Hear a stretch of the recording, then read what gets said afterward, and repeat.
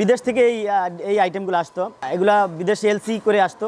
আমি যখন এই দেশে করলাম, আমার ইনভেস্ট অনেক ভালো টাকাই গেল, তো আমি এটা ব্যাপক সাড়া পেলাম। বিদেশ থেকে যখন আসতো তখন ওদের রেট ছিল 250 টাকা, আমি এটা এখন বাজারে দিতেছি 180 টাকা। এটা বলে কমোড অফসাইড, 4 ইঞ্চি কমোড অফসাইড, একটা ফ্ল্যাট ফিনিশিং পর্যায়ে 4 ইঞ্চির মুখা থাকে। তো এটার উপরে ওই মুখাটার উপরে বসায় সিরামিক্সটা বসানোর জন্য 1 বছর 3 মাস লাগছে এই আইটেমটা তৈরি করতে। এই আইটেমটা রেট ছিল 150 টাকা, আমি এটা দেশে উৎপাদন করে মাত্র 50 টাকা দিচ্ছি। এটা জনশক্তি, কিছু ওয়ার্কার ভালো সাপোর্ট পাবে আপনার কাছ থেকে।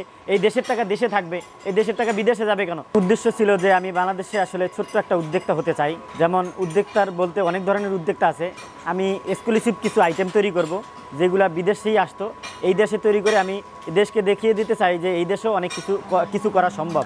চ্যালেঞ্জ করে বললাম, আমি গত 4 বছর ধরে এই পুশ শার্টটা ভালো ফিডব্যাক পাচ্ছি, মানুষ চাহিদা মোতাবেক নিচ্ছে। অনেকে ধারণা যে বাংলাদেশে মাল খারাপ হয়, লিক হয়, এটা সেটা, কিন্তু এটা এখন চায়া শুধু মানে বিদেশ থেকে না, আমার কাছ থেকে গণহারে 4000 5000 পিস করে এরকম এক একটা দোকানদারি অর্ডার দিচ্ছে পাইকারি মার্কেটে।